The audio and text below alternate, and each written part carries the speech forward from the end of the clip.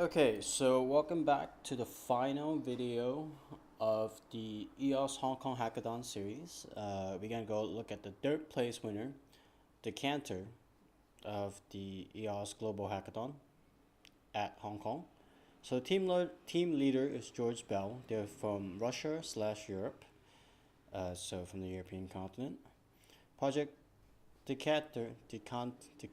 I said that perfect the first time. A cross-chain trustless decentralized exchange with the speed of centralized exchanges. So we're gonna look at the pitch video and we're gonna go into detail how they score on the 4 different criterias.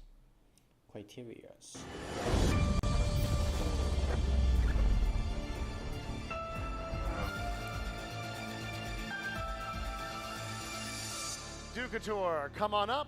Ducatur. On the clock, 3 minutes, go. So everybody knows about decentralized exchanges, but why aren't they so popular? All the decentralized exchanges together don't even make up for 1% of the volume of Binance. It's because they have a lot of problems. The commissions are super high, they're super slow, they don't have a lot of volume, they don't support high frequent trading and stuff like that.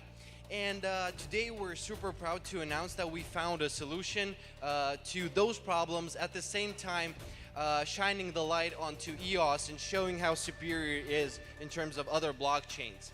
And our solution here is a cross-chain within Ether and EOS, which is basically payment channels that allow us to go off-chain for trading and make the trading fees basically zero for our DEX, at the same time providing 1 million transactions per second and an amazing outreach for DEXs that they have never seen before for Ether and EOS at the same time. And if we compare our solution to the ones that are on the market right now, if we compare it to BitShares, Ether Delta and stuff like that, we're way faster than them. And in terms of commissions, we're lower. So basically we're connecting the best from centralized exchanges and decentralized exchanges into one. And right now our team member is going to show you the exchange that we built during the hackathon. Basically, you deposit a little bit of EOS through Scatter.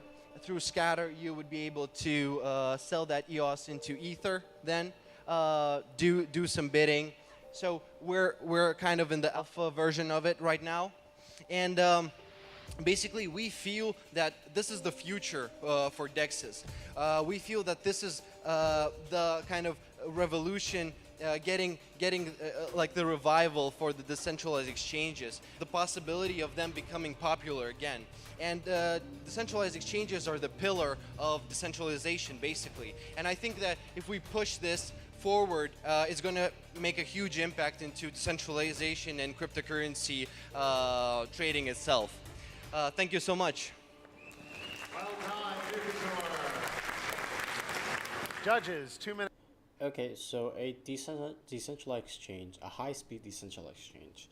Typically, if you have a project like that on any blockchain hackathon, if you can pull it off, you would usually score pretty high. But notice how this project only scored 3rd place. It goes to show that EOS is not really looking for projects that has been done, like kind of recycle projects from other blockchain before. And this project is a bit niche because this audience only basically cryptocurrency traders, right? Who else is going to use a decentralized exchange? Cryptocurrency traders.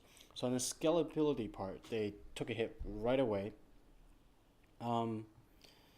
And I'm gonna give the scores for other points after the judges, just to see if they bring out other points that I have not heard yet. So Minutes on the clock for you. So have you guys heard of Plasma Cash, which allows exchanges to not actually have full custody of the assets that they hold? What features do you guys have that's actually better than Plasma Cash? cross-chain, basically. So the thing here is that we're turning the usual decentralized exchanges around.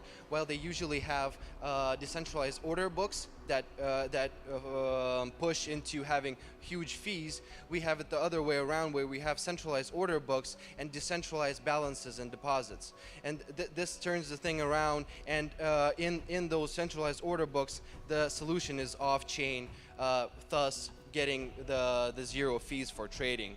Yeah. Okay, cool. So you can use Plasma Cash for Ethereum tokens and stuff, and you can have the same layer 2 solution. Yeah. I didn't tell a lot about scalability, but the scalability is very simple, bringing on other blockchains the same way, like BTC for growing volume and growing interest into the platform and stuff like that. Yeah. Cool. All right, awesome. Thank you. What identity information will there be for the users of this? Right now, we're thinking about no identity information. He's so happy about that. No KYC, and I could agree. No KYC is a pretty great thing.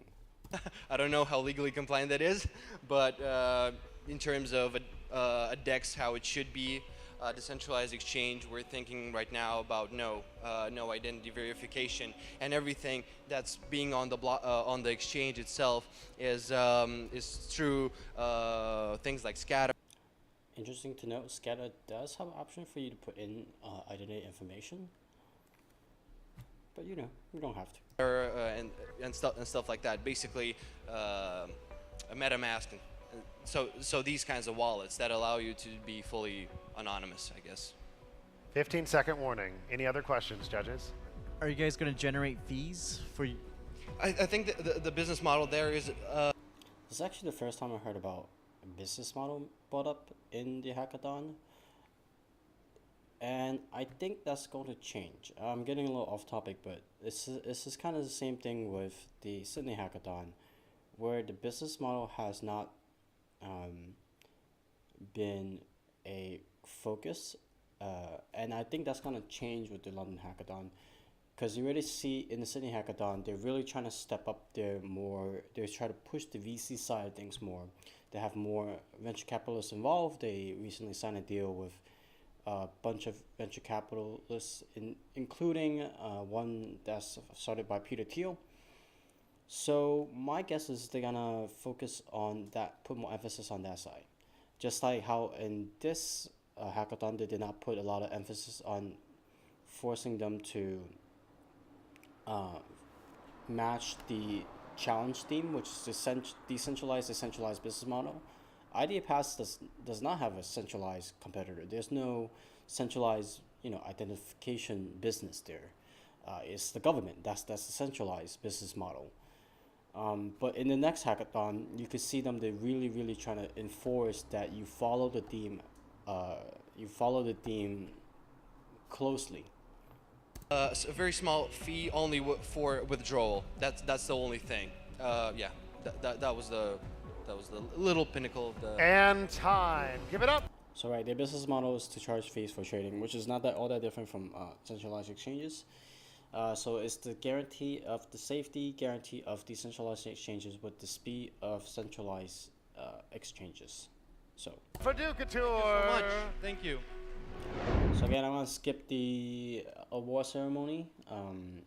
So how I would rank this utilization, I think is this could be done on almost every other single blockchain. The only difference being this EOS blockchain obviously have its speed benefits.